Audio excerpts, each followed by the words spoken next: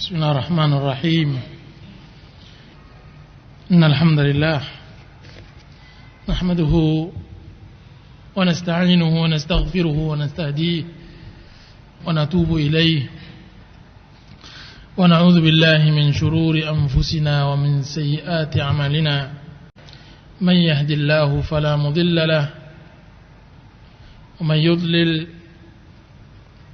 فلن تجد له وليا مرشدا اللهم صل على نبينا محمد وعلى آله وصحبه وسلم.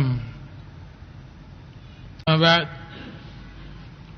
kaum muslimin yang dirahmati Allah Subhanahu wa taala, assalamualaikum warahmatullahi wabarakatuh.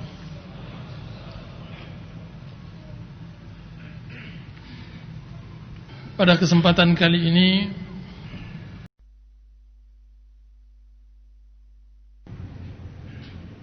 kita akan membahas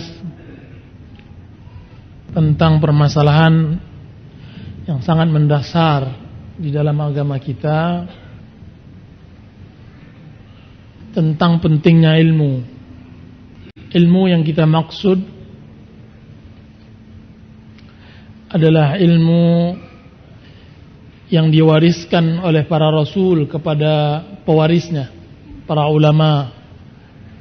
Ilmu yang bisa mendatangkan khasyah dan rasa takut kepada Allah Sang Pencipta. Ilmu yang mendapat pujian di dalam Al-Quran dan Sunnah Rasulullah Sallallahu Alaihi Wasallam. Ilmu yang menyelamatkan seseorang di dunia sebelum diselamatkan dianya oleh Allah Subhanahu Wa Taala di akhirat. Ilmu yang mendatangkan kebahagiaan. Ilmu yang bisa mendatangkan ketenangan di dalam hidup. Ilmu yang mendatangkan sakinah dan mawaddah di sebuah rumah tangga.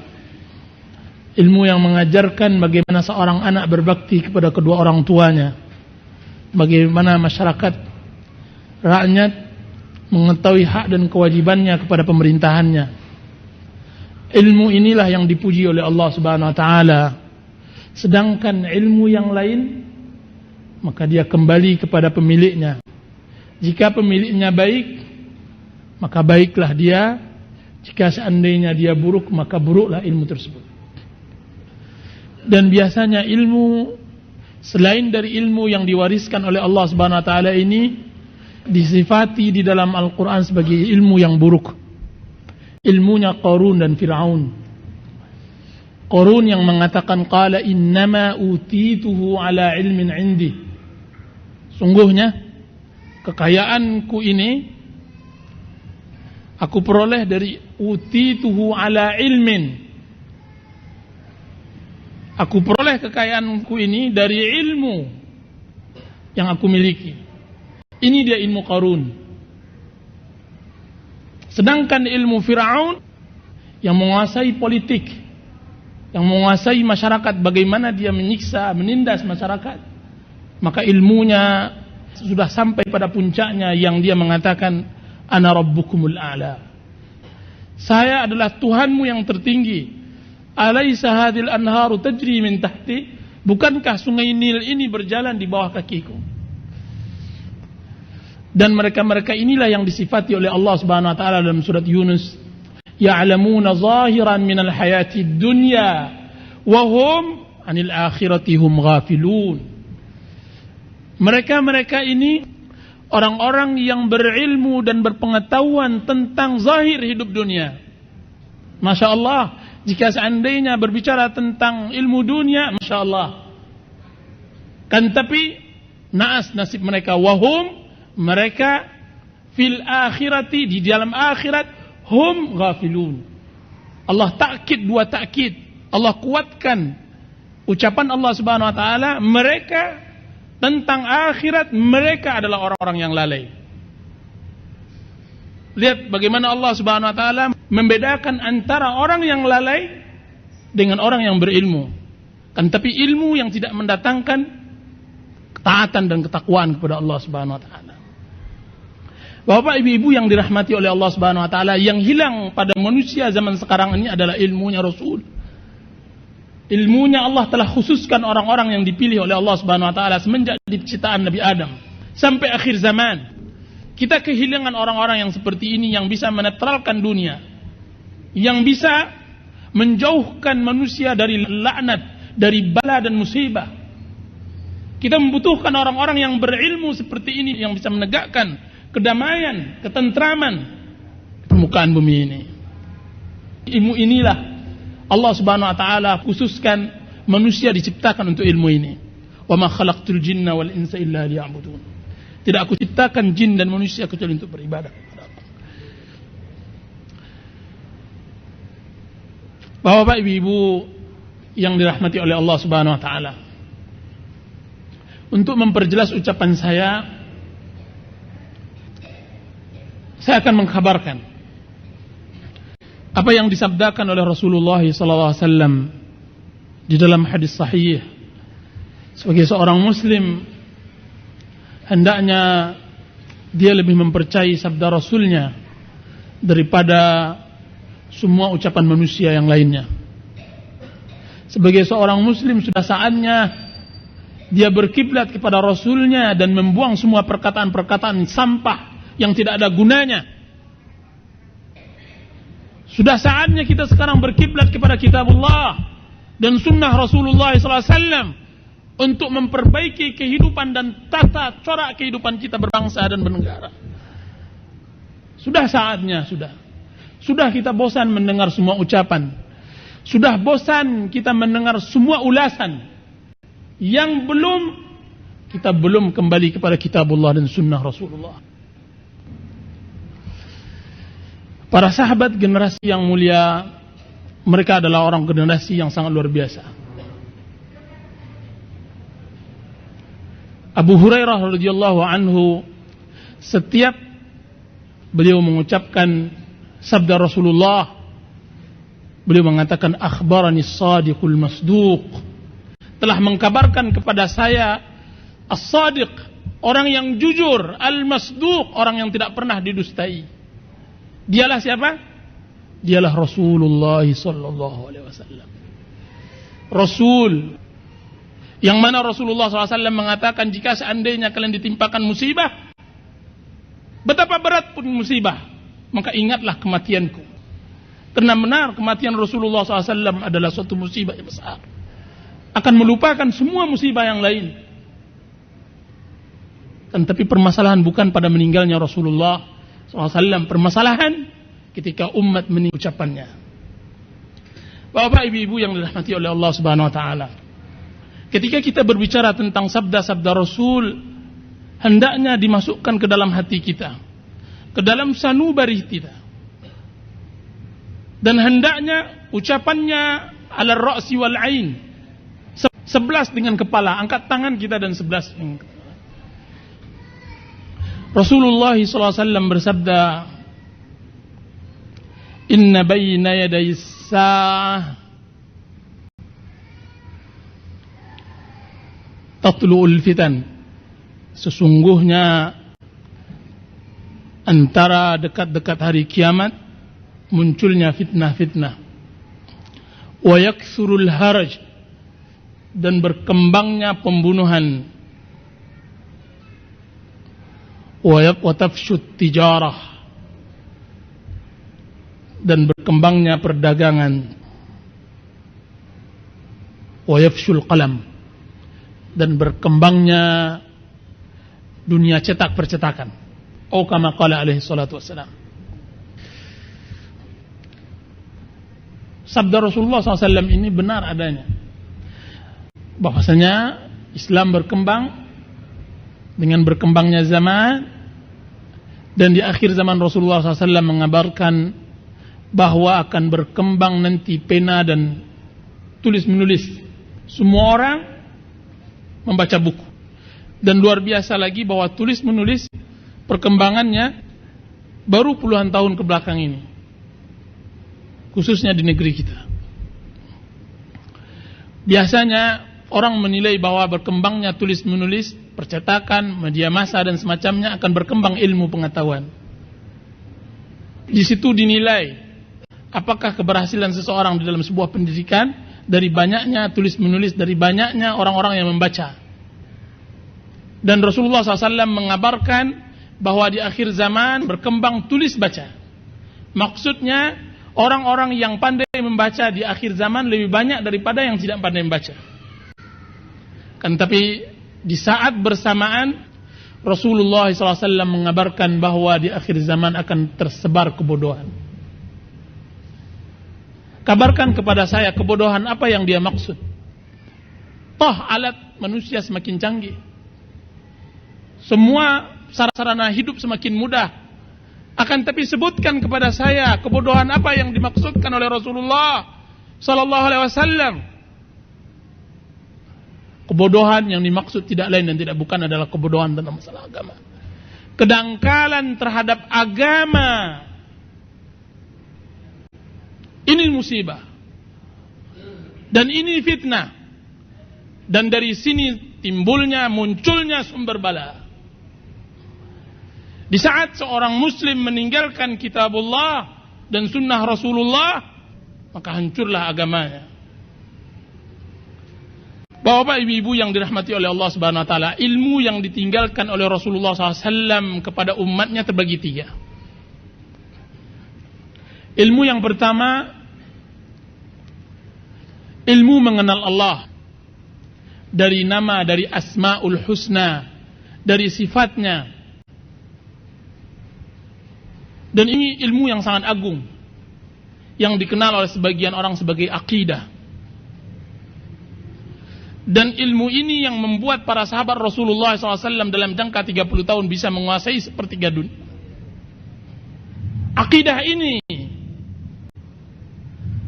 ini yang menggetarkan orang-orang Romawi dan Persia. Ilmu yang menghunjam ke dalam hati sanubari, yang terbukti di dalam perbuatan. Ilmu itu yang dikatakan oleh Kaisar Romawi Yazdarjid Romawi, dia mengatakan, apa katanya, jika seandainya apa yang engkau sampaikan itu wahai Abu Sufyan, ketika Abu Sufyan datang ke Raja Kaisar, niscaya Muhammad akan menyampaikan kekuasaannya sampai di kaki saya ini. Ilmu inilah ilmu akidah. Ilmu yang dimana salah seorang para sahabat Rasulullah SAW ketika kekalahan orang Quraisy di perang Badar, mereka melampiaskan kepada 3 orang yang tertawan dari kaum muslimin. Yang 2 dibunuh, yang 1 berhasil ditawan. Yang menawannya kebetulan sekutu dari Quraisy. Kemudian seorang muslim ini dijuallah kepada Quraisy, terkhusus kepada keluarga Umayyah bin Khalaf. Umayyah bin Khalaf meninggal di perang Badar. Ketika mereka tidak mampu membalas dendam terhadap peperangan, mereka ingin membalas dendam terhadap sahabat Rasulullah sallallahu alaihi wasallam yang ditawan ini dan dibeli dengan harga yang mahal oleh anak-anak Umayyah bin Khalaf. Ilmu ini yang membuat sahabat tadi yang ditangkap, ditawan, menunggu detik-detik waktu dia akan disembelih oleh orang Quraisy.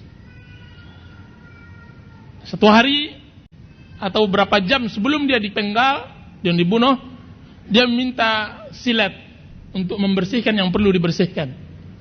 Tiba-tiba merangkak cucu Umayyah bin Khalaf kepadanya dan ditangkapnya, menggigil menantu Umayyah bin Khalaf, karena anaknya disangkanya akan dibunuh oleh sahabiyun jalil, sahabat yang mulia tersebut.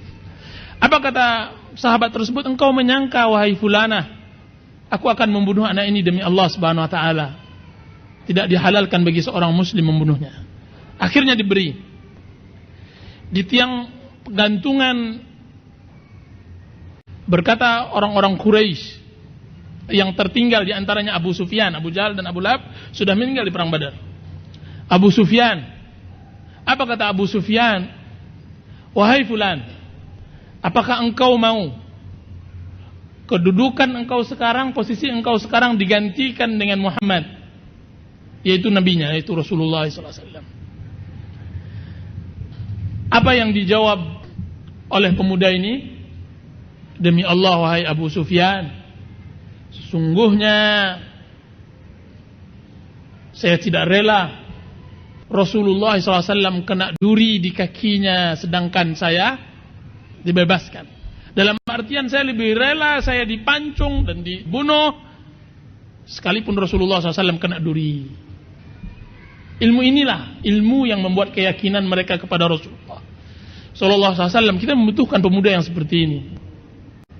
Kita membutuhkan pemuda yang berpikiran kepada akhirat.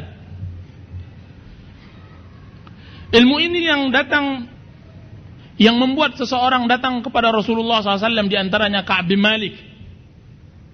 Ka'ab bin Malik, seorang penyair dan pujangga, bahwasanya setelah Rasulullah SAW perang Tabuk dan Rasulullah SAW mewajibkan semuanya berangkat perang, Ka'ab bin Malik tidak ikut perang. Tidak ikut perang, tinggal di rumah, istirahat. Dan setelah berapa puluh hari Rasulullah SAW balik dari perang, yaitu Rasulullah SAW pulang ke Madinah, Rasulullah SAW mulai dari masjid Madinah, mulai berdatangan orang-orang yang meminta uzur kepada Rasulullah untuk tidak berperang. Di antaranya Ka'ab bin Malik datang kepada Rasulullah SAW. Ketika melihat Ka'ab bin Malik, apa kata Rasulullah? Kemarilah wahai Ka'ab, apa yang membuat engkau tidak datang pergi bersama kami perang? Bukankah engkau telah berjanji untuk menjual jiwamu? Bukankah engkau telah berjanji untuk menjual jiwamu, hartamu di jalan Allah? Maka datanglah melangkah sedikit demi sedikit Ka'ab bin Malik. Kemudian dia berkata, ya Rasulullah, jika seandainya sekarang saya berhadapan dengan seseorang selain dari engkau ya Rasulullah, siapapun dia, dari raja-raja atau dari pangeran, dan saya mendapatkan permasalahan yang seperti ini, demi Allah, dengan kepintaran saya berbicara, saya akan keluar darimu dalam keadaan bebas. Akan tapi yang saya takutkan ya Rasulullah, saya sekarang berbicara dusta, dan saya takut turun ayat Al-Quran menerangkan kedustaan saya. Sesungguhnya ya Rasulullah Sallallahu Alaihi Wasallam, tidaklah saya selapang, semudah, sesehat sebagaimana saya tidak ikut perang denganmu. Jujur. Apa kata Rasulullah SAW? Kalau ini yang engkau berikan alasan wahai Ka'ab, pulanglah. Benar engkau, jujur engkau, sampai Allah memutuskan hukumannya. Kita butuh laki-laki sekalipun berdosa kan, tapi dia jujur terhadap diri, jujur kepada manusia, dan sebelumnya jujur kepada Allah Subhanahu wa taala. Jadilah Ka'ab bin Malik setelah kisah ini diwajibkan kaum muslimin untuk mengikutinya. Ya ayyuhalladzina amanu, ya ayyuhalladzina amanu taqullaha wa kunu ma'as shadiqin. Hai orang-orang yang beriman, bertakwalah kepada Allah dan jadilah orang-orang yang jujur seperti Ka'ab bin Malik. Dan musibah di atas musibah ketika seseorang sudah berbuat maksiat kepada Allah, kemudian dia tidak jujur kepada Allah. Inna lillahi wa inna ilaihi raji'un. Ilmu yang kedua, ilmu yang menerangkan tentang hukum dan ahkam, halal dan haram. Dan ilmu yang ketiga, ilmu tentang pengkhabaran umat-umat yang terdahulu dan pengkhabaran kejadian-kejadian yang akan datang. Tiga inilah Al-Quran menerangkan dan sunnah Rasulullah SAW menerangkan. Tidak ada yang keluar dari tiga ilmu ini. Makanya disebutlah Al-Quran, surat Qul Huwallahu Ahad sebagai apa? Sepertiga Al-Quran. Barang siapa yang baca Qul Huwallahu Ahad, maka sama dia telah membaca sepertiga Al-Quran. Kenapa? Karena Qul Huwallahu Ahad menerangkan satu dari tiga bagian ilmu ini. Yaitu apa? Bagian yang pertama, tauhid, asma'ullah dan sifatnya. Sehingga barang siapa yang membaca Qul Huwallahu satu kali sama membaca sepertiga Al-Quran. Ini faedah, ini pentingnya. Apalagi seandainya dibaca dengan pemantapan, benar-benar mantap, benar-benar yakin, maka dia akan berpengaruh sangat luar biasa di dalam kehidupan seseorang. Jelas kita tidak akan menerangkan tentang bacaan mujarrobat, kata-kata orang. Karena di dalam Islam juga ada bacaan mujarrobat, kan, tapi tidak sama dengan dijual di pasar loak. Buku-buku mujarrobat tidak. Itu buku-buku dukun. Al-Quran, sunnah menerangkan bacaan-bacaan doa yang berpengaruh dalam kehidupan seseorang. Bapak-bapak, ibu-ibu yang dirahmati oleh Allah Subhanahu Wa Taala, saya akan berbicara tentang ilmu yang ketiga, pengkhabaran Rasulullah SAW tentang masa lalu dan masa depan. Kan, tapi saya ingin berbicara setengah dari bagiannya, itu pun sebagian kecil dari bagian itu, yaitu bagian masa depan. Rasulullah SAW berbicara tentang masa depan umat Islam, telah menerangkan sedetail mungkin, yang tidak membuat kita ragu sedikit pun bahwa apa yang diucapkan oleh Rasulullah SAW itu benar. Kita ingin butuh kabar-kabar ini kita terima dari Rasulullah, membuat kita bertambah iman kita kepada Allah Subhanahu Wa Taala. Makanya saya sering menukilkan nukilan Buya Hamka rahimahullah tentang gurunya, Sultan Mansur. Dan dia sangat kagum sekali kepada Sultan Mansur. Apa kata Buya Hamka? Kebiasaan di pengajian Buya Sultan Mansur, dia selalu ketika melihat Al-Quran di hadapannya, dia mengatakan, kami sekarang baru beriman kepada engkau, wahai kita. Sekarang baru saya beriman kepada engkau, ya Allah. Asyhadu an la ilaha illallah. Benar apa yang engkau ucapkan ya Rasulullah, asyhadu anna Muhammadur Rasulullah. Dia katakan begitu. Kadang-kadang dia sendirian, dia mengucapkan begitu. Apa yang engkau ucapkan benar ya Rasulullah, tidak ada dusta sedikit pun. Apa kata Buya Hamka? Bagi orang yang pertama kali mendengar ucapan guru saya tersebut, mungkin menyangka dia adalah orang gila. Apa dia selama ini tidak percaya bahwa Tuhannya adalah Allah Subhanahu Wa Taala? Atau ada seorang Muslim yang meragukan bahwa Muhammad adalah Rasulullah Sallallahu Alaihi Wasallam? Akan tetapi sebenarnya kajian bukan sebatas zahir. Kajian yang disampaikan oleh Sultan Mansur adalah kajian yang sampai ke lubuk hati. Kajian yang dalam. Kajian yang menyentuh pori-pori kalbu dan sanubari. Dia meyakini ketika dia mengucapkan sekarang, benar aku akui engkau ya Allah sebagai Tuhanku. Maksudnya ada sebuah kejadian, dia yakin bahwa tidak mungkin ini hanya sebatas ciptaan begitu saja sebagaimana yang diyakini oleh orang kufar. Mesti ada sang pencipta. Mesti ada yang menguasai alam. Mesti ada yang memberi rezeki. Mesti ada yang menguasai dan semacamnya. Keyakinan ini yang banyak hilang di masyarakat kita. Semua orang tahu, sampai anak kecil tahu bahwasanya Allahnya adalah Allah. Kan tapi meresapi di dalam hati, kadang-kadang butuh detik-detik, yang kadang-kadang detik ini lebih berharga dari dunia dan segala isinya. Dan kadang-kadang Rasulullah SAW dikatakan begitu, baru sekarang saya beriman kepada engkau ya Rasulullah. Maksudnya apa? Kadang-kadang kita pernah mentelaah sebuah hadis, kemudian tercocokkan di dalam kehidupan, maka langsung kita ucapkan sadaqallah wa sadaqa Rasulullah. Telah benar Allah dan telah benar Rasulullah SAW. Membuat menambah keimanan, menambah ketakwaan. Ini yang penting bagi kita untuk mempelajari masa depan umat Islam. Rasulullah SAW telah mengkabarkan kepada kita apa yang disebut oleh beliau sebagai fitnah, atau tepatnya fitnah akhir zaman. Dan akhir zaman ini jangan menyangka bahwa Kita jauh darinya. Akhir zaman itu adalah zaman kita, Bapak Ibu. Zaman kita tidak pelak lagi, tidak syak lagi, tidak diragukan lagi. Dan demi Allah Subhanahu wa taala, jika seandainya seorang muslim membaca apa yang dikabarkan oleh Rasulullah SAW tentang fitnah-fitnah di akhir zaman, niscaya akan bertambah keimanannya kepada Allah Subhanahu wa ta'ala. Bertambah kebahagiaannya di dalam memeluk Islam, di samping dia mendapatkan kesedihan yang sangat luar biasa. Kebahagiaan di dalam kesedihan, kelapangan di dalam kesempitan, tertawa di dalam menangis. Itu muslim sejati di akhir zaman. Apa yang dia bahagia? Bahagia dia telah diberi taufik oleh Allah, masih diberi hidayah. Apa yang membuat dia sedih?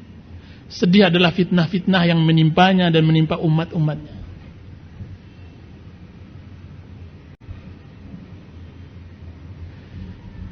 Dan cerita tentang masa depan, Rasulullah SAW sudah kebiasaan para sahabat untuk duduk bersama di majlis-majlis seperti ini dan mereka berbicara.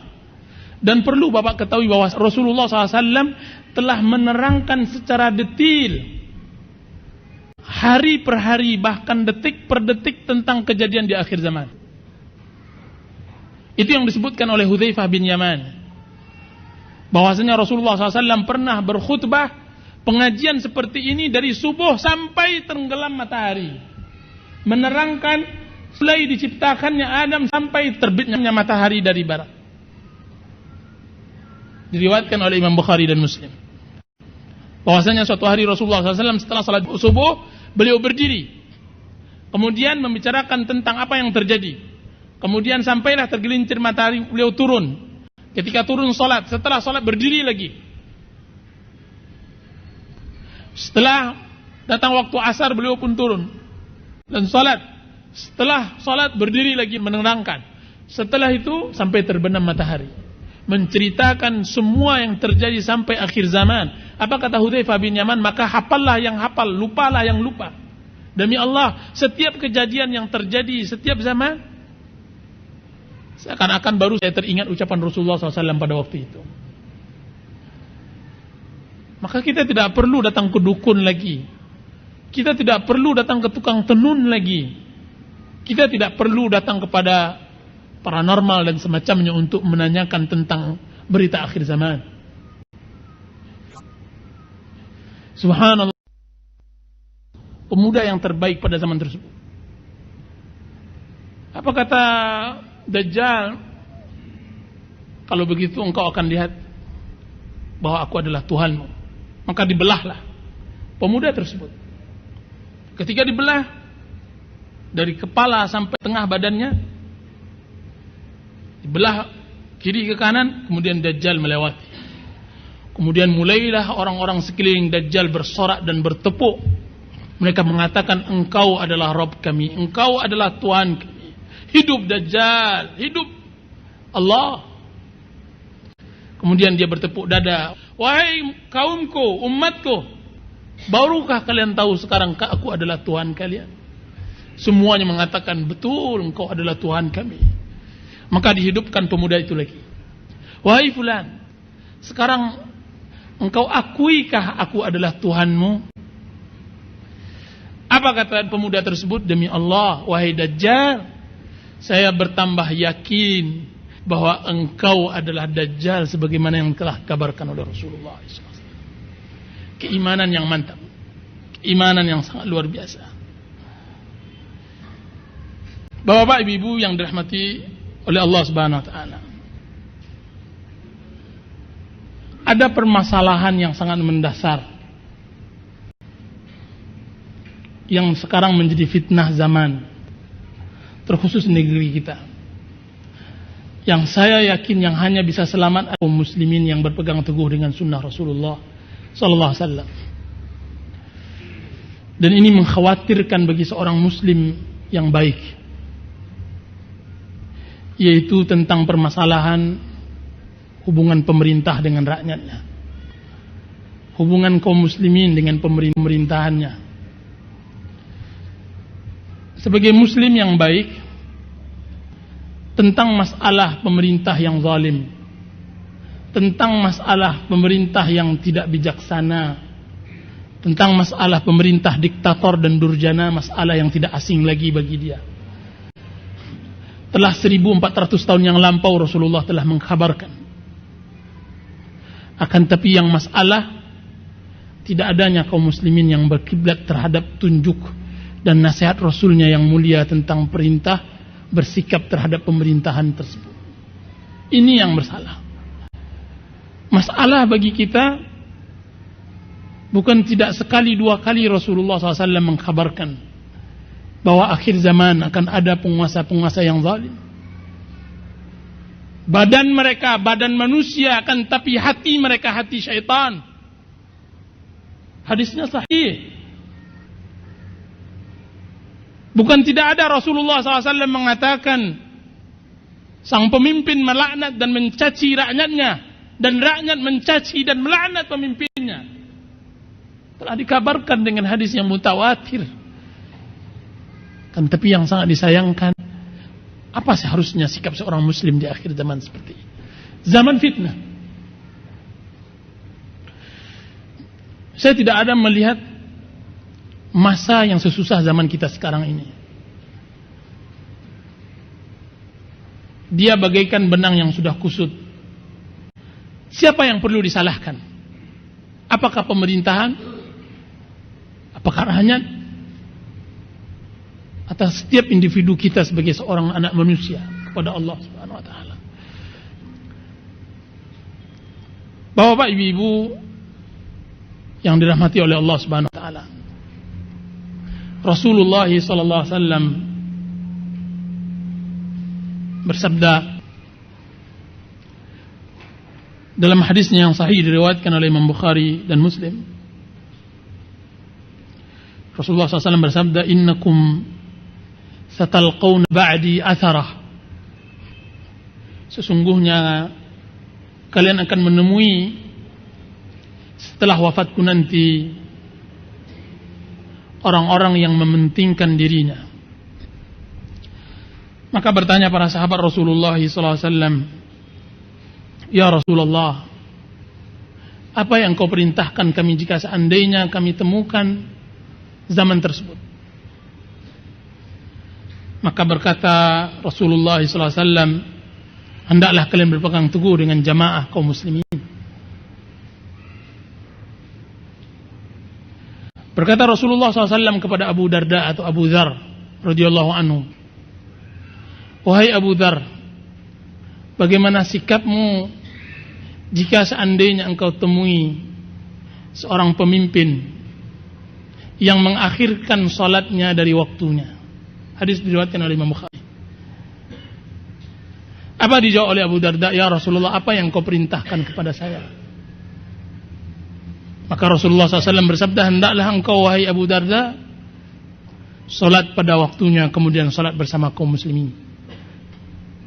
Di dalam riwayat lain Rasulullah SAW mengatakan di dalam hadis yang sangat panjang, hadis Irbad bin Sariyah. Apa kata rawi-rawi hadis? Suatu hari kami mengunjungi sahabat yang mulia Irbad bin Sariyah dan dia dalam keadaan sakit. Apa kata kami? Ya sahabat Rasulullah, wahai Irbad. Sahabat Rasulullah tersebut namanya Irbad bin Sariyah. Wahai Irbad, sungguhnya kami datang ke sini bertakziah. Engkau sakit, bertakziah. Kan tapi di samping itu kami ingin mengambil hikmah darimu. Wasiatkan kami. Apa kata Irbad bin Sariyah? Sesungguhnya demi Allah, aku telah mendapatkan wasiat dari Rasulullah SAW. Satu hari beliau berbicara tentang agama. Kemudian kami berkata, ya Rasulullah, wasiatkan kami. Maka Rasulullah SAW bersabda, alaikum bis-sam'i wa ta'ah, wa in ta'ammar alaikum abdun habasyi, fa innahu man ya'ish minkum fasayara ikhtilafan katsira. Hendaklah kalian mendengar dan mentaati, sekalipun yang memimpin kalian adalah seorang budak yang dari Ethiopia. Sesungguhnya barang siapa yang hidup setelahku nanti akan dia dapatkan perselisihan yang sangat panjang. Dan Rasulullah sallallahu alaihi wasallam bersabda ketika Rasulullah SAW ditanya tentang para penguasa yang zalim di akhir zaman. Apa kata para sahabat? Ya Rasulullah, apa kami tidak angkat senjata melawan mereka? Maka Rasulullah SAW menjawab, la, tidak. Illa an tarau kufran bawahan, sampai kalian melihat kekufuran yang nyata, yang dapat nantinya kalian di sisi Allah bisa menjadikan hujjah. Dalam riwayat lain disebutkan, la, tidak, selagi mereka mendirikan salat. Dalam riwayat lain mengatakan, la wa in darabu zahraka wa akhadhu malaka. Tidak dibenarkan kalian membangkang dan memberontak sekalipun mereka mengambil hartamu dan memukul punggungmu. Isbiru, bersabarlah, hatta talqauni alal haud, sampai kalian bertemu denganku nanti ke telaga Kautsar. Bapak ibu yang dirahmati oleh Allah Subhanahu wa taala, ini yang kita tidak punya. Bersabar terhadap pemerintahan yang zalim. Sehingga keadaan bukan malah menjadi tenang, kan, tapi keadaan menjadi kacau balau. Semuanya sudah ditunggangi. Orang-orang yang punya kepentingan sudah memasuki. Jadilah kaum muslimin merasa bersedih dan mengulap dada. Seakan-akan sebagaimana yang disabdakan oleh Rasulullah, hadis yang diriwayatkan oleh Imam Muslim, tidaklah datang di hari akhir zaman sampai seseorang lewat ke kuburan saudaranya dan dia mengatakan, demi Allah, alangkah indahnya saya menempati tempatnya, karena sudah susahnya hidup di dunia ini. Sampai dia mengatakan, ya Allah, dia ambil debu dari kuburan tersebut, diburaikannya ke wajahnya, kemudian dia mengatakan, ya laitani makana, alangkah indahnya saya bisa menempati tempatnya. Apa kata Rasulullah SAW? Walaysa lahu din illal bala. Sedangkan laki-laki yang meminta mati cepat tersebut tidak mempunyai agama kecuali bala yang menimpa. Di dalam hadis yang diriwayatkan oleh Abu Nuaim yang sampai sekarang belum sempat saya tashih, saya benarkan, akan datang nantinya wanita-wanita bakiyatun naihat. Akan datang nanti di zaman akhir zaman wanita-wanita yang menangis dan mengeluh. Seorang wanita mengeluh akan agamanya, seorang wanita mengeluh akan keluarganya, seorang wanita mengeluh akan pendapatannya, seorang wanita mengeluh akan suaminya, seorang wanita mengeluh akan anaknya, seorang wanita mengeluh akan rakyatnya, seorang wanita mengeluh akan pemerintahannya. Semuanya mengeluh. Dan itulah fitnah. Dan Rasulullah SAW telah bersabda tentang masalah pemerintahan, wahai bapak-bapak, ibu-ibu, tidak ada sebaik bersabar di terhadap pemerintahan yang zalim. Sabar adalah solusi. Rasulullah SAW nyaris menyebutkan hadis ini mutawatir untuk bersabar. Allah Rasulullah SAW kata Rasulullah SAW, tunaikan hak kalian kepada mereka dan mintalah hak kalian kepada Allah Subhanahu wa taala. Minta hak kita kepada Allah. Mau apa kita lagi? Ini tergantung kepada keyakinan kita kepada hadis Rasulullah. Memang berat karena memang kita sudah diajarkan untuk anarkis. Kan, tapi ini sabda Rasulullah sudah di hadapan kita. Saya kalau seandainya berkesempatan, saya akan berbicara tentang panjang lebar tentang masalah ini. Rasulullah SAW mengajarkan kita untuk bersabar. Ini yang masalah pertama. Sebenarnya pembahasan ini tidak sedangkal ini, kan, tapi karena waktu memang sangat mendesak, maka saya cukupkan di sini. Yang kedua, saya tidak melihat suatu zaman, melihat dalam artian jelas mengkaji sejarah mulai dari ciptaan Adam alaihissalam sampai akhir zaman, manusia mati-matian mencari dunia seperti zaman sekarang ini. Dan ini sesuai dengan disabdakan oleh Rasulullah SAW dalam hadis sahih diriwayatkan oleh Imam Bukhari, la ya'ti zamanun hatta la yubali al-mar min ayna akhadha al-mal wa fima anfaqah. Akan datang suatu zaman yang mana seseorang tidak peduli dari mana dia mendapatkan harta dan mana dia infakkan. Saya tidak pernah melihat orang kalut, orang was-was, orang berputus asa sebagaimana berputus asa dan was-was dan kalutnya mereka mencari dunia. Inilah zaman stres, zaman putus asa, zaman mati-matian menghadap dunia dan semacamnya. Saya tidak tahu apakah kedangkalan terhadap agama atau memang kita sudah hidup di zaman aman materi. Rasulullah SAW mengatakan, badiru bil a'mali, hendaklah kalian bersegera beribadah kepada Allah Subhanahu wa taala. Ini ucapan para sahabat Rasulullah. Fitanan ka qita'al lailil muzlim, sebelum datang fitnah bagaikan malam di kegelapan hari. Yusbihu ar-rajulu mu'minan wa yumsi kafira. Pagi harinya dia beriman, sore harinya kafir. Wa yumsi mu'minan wa yusbihu kafira. Sore harinya dia mukmin dan pagi harinya kafir. Lihat bagaimana dia hidup, mudah saja dia untuk beriman dan kafir mudah. Apa yang terjadi pada dirinya? Yabi'u dinahu bi'aradin minad dunya. Dia jual agamanya hanya untuk lembaran dunia. 100.000 rupiah. Dia halalkan riba. 100.000 rupiah. Dia halalkan judi. Dan dia rela memberikan makan anak istrinya. Tidak peduli. Pertanyaan apakah halal haram bukan pertanyaan, bukan perkaranya mereka. Apa istilah mereka? Untuk mencari yang haram saja sulit, apalagi yang halal. Subhanallahal-azim. Ini zaman kita sekarang ini. Makanya Rasulullah SAW bersabda, akan datang suatu zaman yang nyaris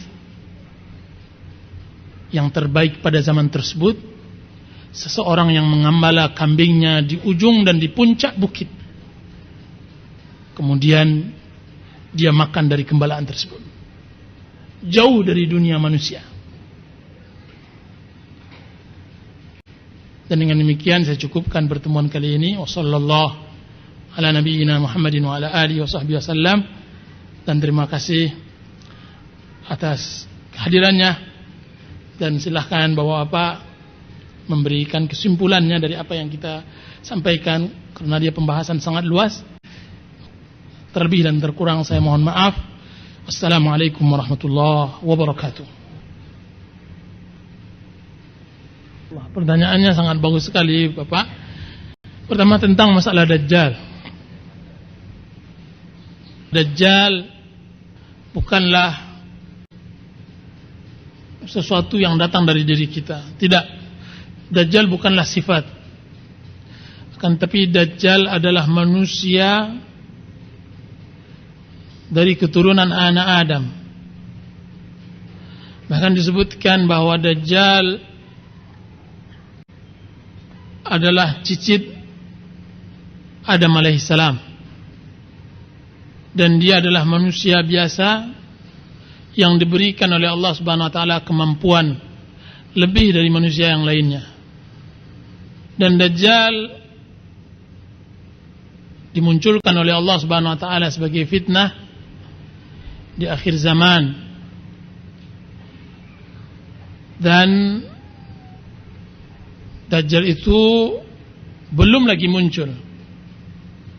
Kan tapi berita tentang Dajjal sangat banyak diriwayatkan di dalam hadis-hadis yang sahih. Bahkan salah seorang sahabat Rasulullah dengan 30 orang kawan-kawannya dari Bani Juzam dan Lakham telah pernah melihat Dajjal dengan mata kepala mereka sendiri, sebagaimana yang disebutkan di dalam hadis yang diriwayatkan di dalam Sahih Muslim, bahwasanya Tamim Ad-Dari dia berangkat dengan 30 orang dari suku Jazam dan Lakham, berangkat dari Madinah dan mereka menggunakan bahtera. Kemudian mereka terombang-ambing berapa bulan mengarah ke timur. Kemudian akhirnya mereka didamparkan oleh angin ke sebuah pulau, dan di dalam pulau tersebut dia bertemu dengan jassasah, binatang yang ketahui mana depannya dan mana belakangnya, yang dipenuhi bulu. Kemudian jassasah tersebut mengatakan kepada orang-orang Arab tersebut, sungguhnya ada seseorang yang ingin bertemu dengan kalian. Maka bertemulah Tamimud Dari dengan seseorang yang disebut oleh jassasah tersebut, yang nantinya diketahui bahwa dia adalah Dajjal setelah bertemu dengan Rasulullah SAW. Pertemuan Tamimud Dari dengan Dajjal, waktu itu beliau masih beragama Nasrani. Kemudian beliau mengumumkan Islamnya ketika setelah balik di Madinah. Kemudian Rasulullah mengumpulkan para sahabatnya, menceritakan bahwa apa yang diceritakan dan dikabarkan oleh Allah tentang Dajjal benar adanya sebagaimana apa yang dilihat oleh Tamimud Dari. Dan Rasulullah SAW mensifati Dajjal, mensifati sifat dan mensifati badan. Disebutkan di antara ciri-ciri Dajjal bahwa Dajjal adalah seseorang yang matanya buta sebelah dan rambutnya keriting, dan di keningnya tertulis kata-kata kafara. Dan Dajjal kakinya letter O, dan orangnya besar. Sedangkan sifat buruknya, maka Rasulullah SAW mengkabarkan bahwa di tangan kanannya ada air dingin, dan tangan kirinya ada api. Barang siapa yang masuk ke dalam air, berarti dia telah masuk ke dalam api, dan begitu sebaliknya. Dan banyak sifat-sifat Dajjal yang telah dikabarkan oleh Rasulullah SAW. Yang penting bahwa Dajjal benar adanya, dan dia dari akidah Ahlus Sunnati wal Jamaah. Sedangkan sebagian orang yang menakwilkan bahwa Dajjal adalah sifat, maka dia takwil yang tidak mempunyai dasar dan asas, dan jauh dari pemahaman Al-Quran dan Sunnah Rasulullah Sallallahu Alaihi Wasallam. Bahkan pemahaman tentang pengingkaran Dajjal adalah pemahaman yang dipahami adalah kelompok yang sudah dikenal dahulunya melenceng dari ajaran Islam, yaitu kelompok yang menamakan diri mereka sebagai Mu'tazilah. Ini yang pertama.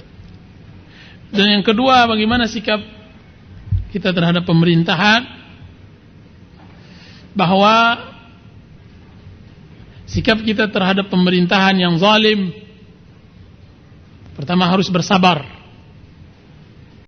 Bersabar dalam artian kita anggap ini adalah cobaan dari Allah Subhanahu wa taala. Jika seandainya kita bersabar, maka Allah Subhanahu wa taala akan lebih cepatkan dengan kesabaran tersebut semua musibah yang menimpa kita. Ini yang pertama. Yang kedua, kita tidak boleh mengikuti pemerintahan jika seandainya mereka memerintahkan kepada maksiat kepada Allah Subhanahu wa taala. Rasulullah SAW bersabda, la ta'ata li makhluqin fi maksiatil khaliq. Tidak ada ketaatan bagi seorang makhluk pun di dalam berlaku maksiat kepada sang khaliq. Dan Rasulullah SAW bersabda, hendaknya seorang muslim harus mentaati pemerintahannya selagi dia tidak memerintahkan kepada maksiat kepada Allah Subhanahu wa taala. Selagi dia tidak memerintahkan maksiat kepada Allah Subhanahu wa taala. Bagaimana mengingkari pemerintah jika seandainya dia mendapatkan kemungkaran atau menemukan kemungkaran pada pemerintahannya? Tentang menasihati pemerintah, Rasulullah juga telah mengarahkan dan menganjurkan. Rasulullah SAW bersabda dalam hadis sahih, man kana indahu nasiha lidhi sultan, barang siapa dia mempunyai nasihat terhadap pemerintahan, maka hendaklah dia ambil tangan pemerintahan tersebut kemudian baru dia sampaikan kebenaran tersebut. Jika telah dia sampaikan, jika seandainya dia terima, berarti alhamdulillah. Kan tapi jika seandainya dia tolak, berarti dia telah menunaikan kewajibannya yang telah Allah wajibkan kepadanya. Ini jalan baik. Ini jalan yang sangat baik. Pertama, menasihati secara langsung. Dan yang kedua, menasihati orang-orang yang berada di sekelilingnya, menjembatani supaya bagaimana berusaha agar dia sadar. Akan tapi melawannya, membuat perbuatan yang anarkis, maka ini tidak menambah perkara kecuali kehancuran, kekacauan yang binasa adalah masyarakat juga, kaum muslimin juga. Ya, ini secara singkat sekali kita bahas di dalam dua pertanyaan Bapak kita ini, dan terima kasih banyak. Wassallallahu ala nabiyina Muhammadin wa ala alihi wasallam. Ya, wallahu taala a'lam.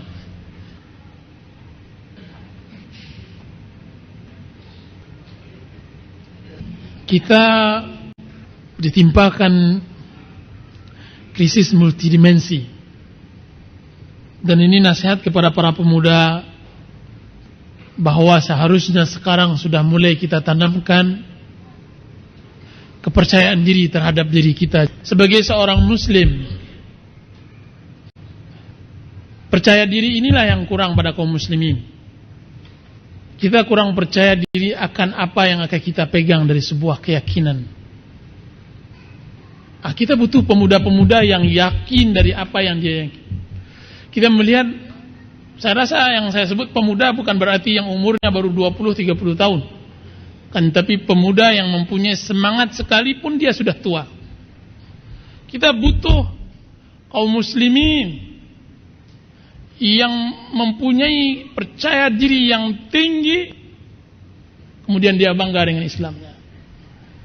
Dia berani mengatakan, saksikanlah aku sebagai seorang muslim. Dan ini sangat menyedihkan kalau seandainya kita lihat di dalam kehidupan sehari-hari.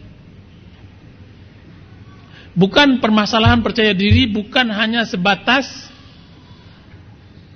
permasalahan problema anak-anak muda kita. Dan kita juga masih muda, yang bertukar tampang, bertukar corak, bertukar mode, tren dan semacamnya sesuai apa yang dihembuskan oleh orang-orang kufar.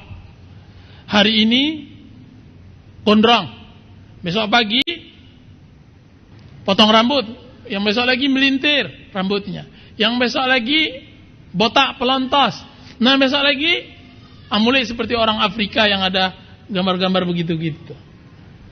Tidak ada percaya diri pada jiwa diri anak-anak muda kita. Dan tidak kalahnya kaum muslimin yang lain, yang maupun yang sudah tua juga. Tidak ada keyakinan terhadap apa yang dibawa. Sekarang dahulu hitam, sekarang putih. Dahulu orang tren pakai kopiah hitam, sekarang putih. Kita butuh ciri khas. Kita boleh membuat sesuatu yang ada ciri khas pada diri kita. Ini secara pribadi kita mengkaji masalah psikologi diri. Akan tapi ada yang harus kita tunduk kepadanya, yaitu ciri khas Islam. Goncanglah dunia, gempalah bumi, akan tapi kita tetap bangga dengan keislaman kita. Dan memang sangat luar biasa kita hidup atau kita berada di negeri yang memang tidak mempunyai percaya diri. Atau kalau boleh saya katakan, negeri kita khususnya Asia Tenggara, kita ini ASEAN, secara umum adalah masyarakat yang kurang percaya diri terhadap diri dibandingkan dengan bangsa-bangsa lain. Orang bangsa lain sangat luar biasa percaya dirinya sekalipun dia kafir. Ini akan terasa kalau seandainya kita bergaul dengan orang-orang bangsa lain. Kita terasa bagaimana kita menjadi orang yang sangat-sangat menjadi anak manis ketika berada di bangsa lain. Akan tapi coba lihat anarkisnya kita ketika di bangsa kita. Apa kata orang Arab di Mekah? Kami tidak pusing jika seandainya 1 juta umat Indonesia, kata. Tapi kami pusingkan 1 orang Afrika. Kenapa? Karena umat kita di sana menjadi anak-anak yang manis. Tapi ketika saya bisikkan, antum tahu bahwasanya demonstrasi yang terbesar sepanjang sejarah adalah negeri kami. Baru dijaga posko Indonesia oleh tentara di Arab Saudi kemarin, tahun 97-an, 98. Kenapa? Kita anak-anak manis. Di kampung orang ialah kepala menunduk. Tapi cobalah kampung kita sendiri, nantang begini dan semacam. Ini tidak bagus. Kalau berani dimanapun kita harus berani. Kalau memang tunduk, tidak merendahkan diri, tapi tawadhu. Ini yang harus ditanamkan kepada pemuda. Bagi para gadis-gadis misalnya, jangan merasa minder dengan adanya jilbab. Lihatlah para pemuda kita, alhamdulillah sudah mulai tumbuh di kampus-kampus, di universitas-universitas, bagaimana mereka bangga dengan jenggot mereka. Sebutlah oleh orang tua, kami tidak peduli akan, tapi ini adalah ajaran yang kami anut. Bagaimana pemuda-pemuda di kampus-kampus, alhamdulillah sudah bangga dengan meletakkan Al-Quran di dalam sakunya. Di saat pemuda-pemuda lain bangga dengan meletakkan rokok filternya di sakunya. Dia bangga dengan itu. Dan kita butuh jutaan pemuda yang seperti ini, yang menggetarkan orang-orang kufar. Sebagaimana yang telah dididik oleh Rasulullah SAW para sahabatnya. Saya nukilkan sebuah cerita yang mudah-mudahan ada faedahnya. Kita tahu bahwa peperangan yang sangat mengganaskan, yang sangat mengerikan adalah perebutan daerah atau negeri Palestina. Pada zaman Umar bin Khattab radhiyallahu anhu. Sampai berbulan-bulan.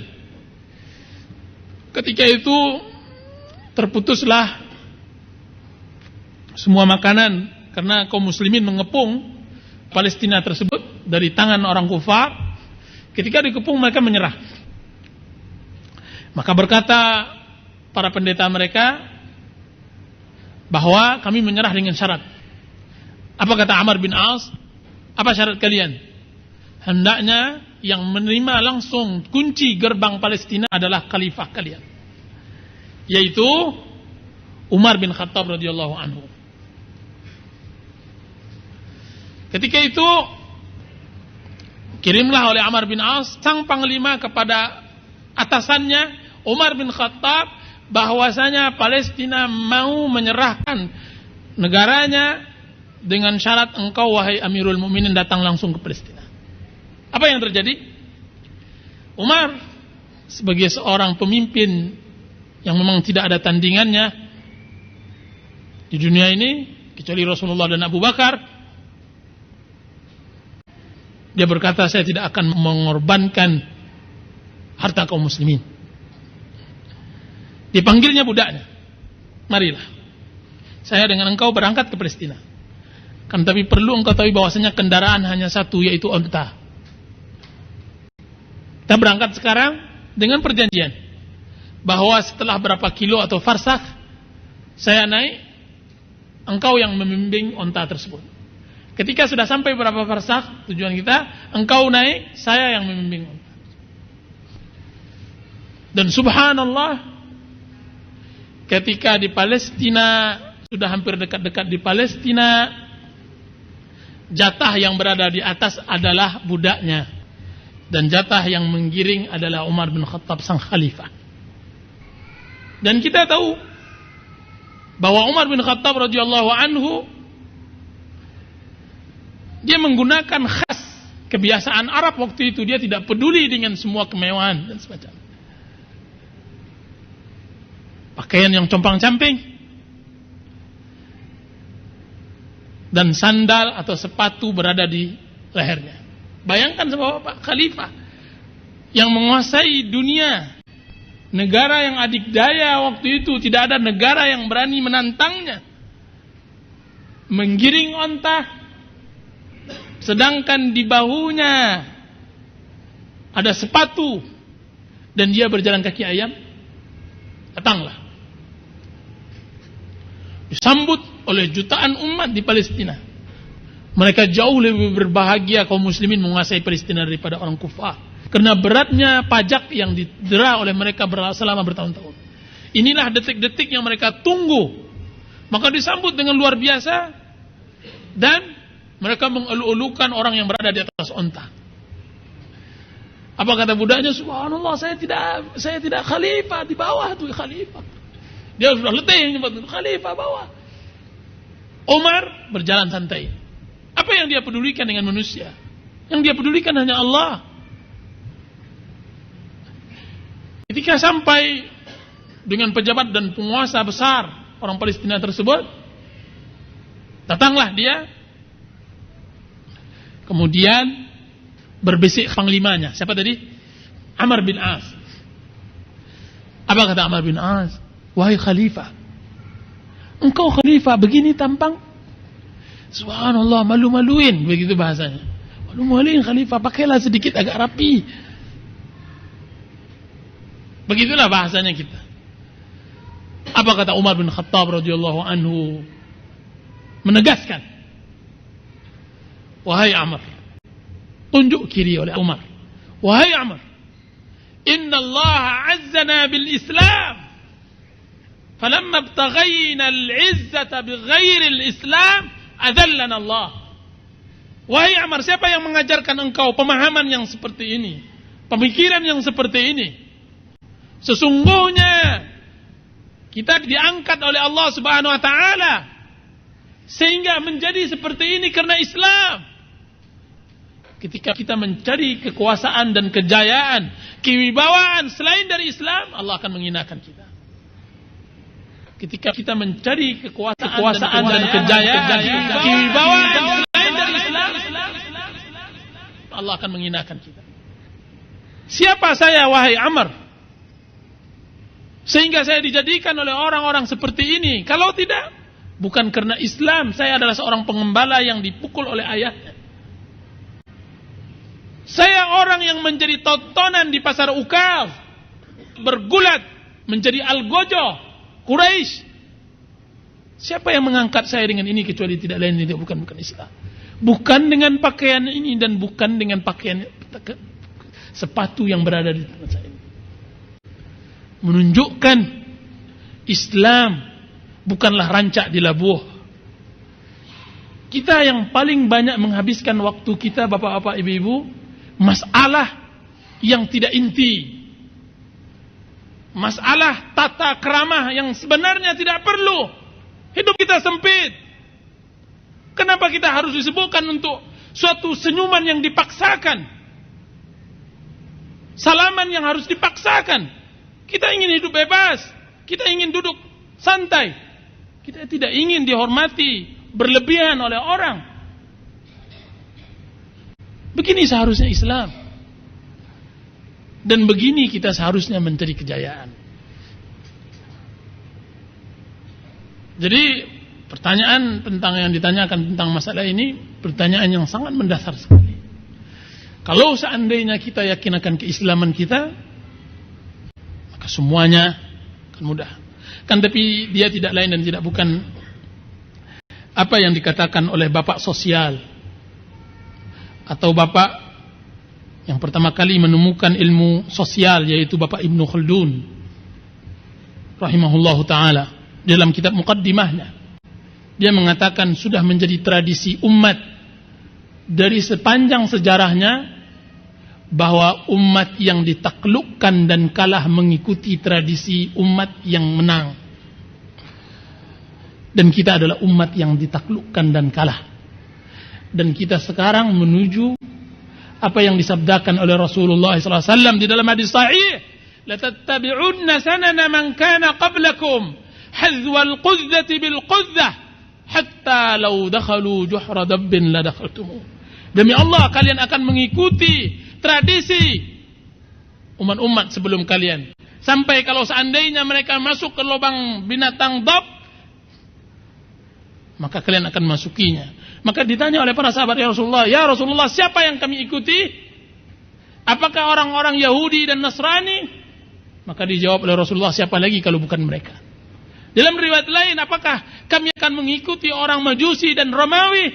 Maka Rasulullah mengatakan, siapa lagi kalau bukan mereka? Dan Rasulullah SAW mengatakan, sesungguhnya umat ini akan dijadikan makanan yang direbutkan. Tatada'a alaikumul umamu kama tatada'al akalatu ala qas'atiha. Bahwasanya bangsa-bangsa akan memperebutkan kalian bagaikan makanan yang diperebutkan di atas panci. Ditanyakan oleh para sahabat Rasulullah SAW, ya Rasulullah, awa min qillatina yawma idin? Apakah kami waktu itu sedikit sehingga kami diperebutkan? La, bal antum yawma idin katsir. Tidak, waktu itu kalian sangat banyak sekali. Walakinnakum ghusaa'un ka ghusa'is sayl. Tapi kalian adalah buih, bagaikan buihnya banjir. Wala yaqdhifanna Allahu fi qulubikumul wahan wala yanzi'anna Allahu min qulubi aduwikumul mahabata minkum. Allah akan menimpakan kepada kalian penyakit wahan, dan Allah akan mencabut dari hati musuh kalian rasa takut kepada kalian.